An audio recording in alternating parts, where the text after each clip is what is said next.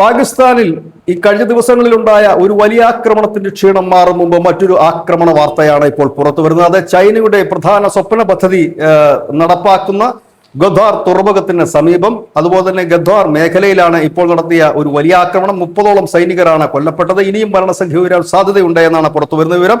ഗദ്വാർ ജില്ലയിലെ ജിവാനി പ്രദേശത്താണ് സേനാ ക്യാമ്പിലേക്ക് ഇരച്ചെത്തിയ ഈ ബലൂചിസ്ഥാൻ ലിബറേഷൻ ആർമിയുടെ പ്രവർത്തകർ തുരുതുരാ വെടിവെക്കുകയും പിന്നീട് സ്ഫോടനം നടത്തുകയുമായിരുന്നു. മജീദ് ബ്രിഗേഡ് എന്ന് പറയുന്ന ഒരു ചാവേർ സംഘമാണ് ഈ ഒരു ഓപ്പറേഷൻ പങ്കെടുത്തതെന്ന് BLA അറിയിച്ചിരിക്കുന്നു. ഇതൊരു ഫിദായിൻ ആണ് എന്നാണ് BLA പറയുന്നത്. അതിന്റെ അവരുടെ ഒരു അറബി വാക്കാണ്.